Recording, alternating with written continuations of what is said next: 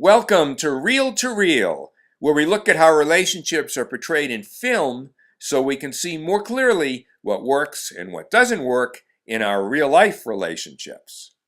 Today's film, to be reviewed by TRF moderator Fleur Green, is Up in the Air with George Clooney. Now, this is a film that is rich in relationship portrayal and relationship issues. So much so, in fact, that we have divided this review into two parts. Part 1 discusses George Clooney's character, Ryan Bingham, and Part 2 focuses on the two most important female characters, Alex and Natalie. Now, to get started, let's look at a 1-minute trailer from the film itself.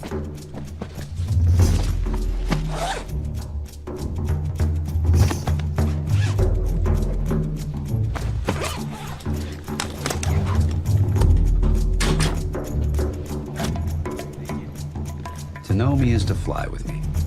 This is where I live. When I run my card, the system automatically prompts the desk clerk to greet me with this exact statement. Pleasure to see you again, Mr. Bingham. It's these kinds of systemized friendly touches that keep my world in orbit.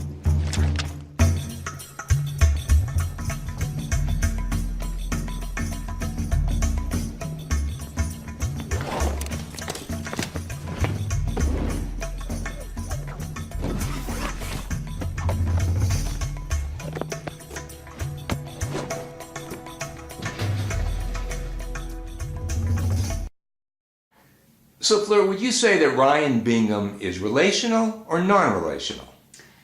I would say pretty definitely he's non-relational. What we don't know at all from the movie is whether he's not relational because he truly doesn't want it. There's a lot of message. There are many messages in the movie about how it's baggage. People are like baggage to him. So maybe he really doesn't want it. What we see is that once he makes real connect with somebody, he does want it. Right. But most of the movie, and what would you mean when you say he's non-relational? What does that mean to you? It means it's not the center of his life for sure. It's not the center of everybody's life anyway, but it is the center of a lot of people's lives. So when somebody is literally non-relational, it means in their sort of cornucopia of things that they want in life, being in a relationship is really not in the bowl at all. Well, that reminds me, in the forum we talk about 3 different kinds of relationships. Partnerships, companionships, and intimate relationships. Right? And the spectrum, if you will, is around how central a relationship is to somebody. So to be non-relational, I believe you're saying with Ryan, is he really is interested most of the film in a partnership. Yeah, and even then only once in a while. And there are lots of people like that. And again, it's hard to know whether or not they want that partnership. They want only partnership, I'll put it that way. They only want partnership because they don't know how to have anything else, or they've never had anything else. And some of the roots of that can go into a childhood in which a person was not seen. If you weren't seen and related to very much as a child, you won't know how to do it. You won't have learned how to do it. So you literally don't have the skills. So you don't have the skills. Sometimes you don't have the preference. Right. And in other words, you've looked at and you've said, oh, I've got 80 years on the planet and I do not want to have real relationship. I want to go off into Africa, or I want to go take pictures in Siberia or something. That's what you want. what would it be like for a woman to be in a relationship with Ryan Bingham? A nightmare. Are you sure about that? It would be. And you know, it's interesting because there's a whole pattern that many, many, many women will do. Men do it to some degree, but women do it much more. Which is? The pattern is that, here is a man who doesn't want relationship.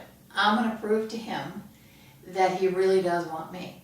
And I don't want to get too Freudian about it or anything like that, but some of those roots often will have to do with that the woman did not have an acceptable relationship with her own father.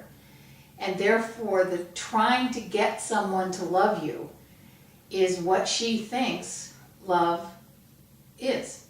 And then when you get them, then they're going to love you. And it's very likely that they aren't. So this, what you're talking about here, is deep and unconscious pattern.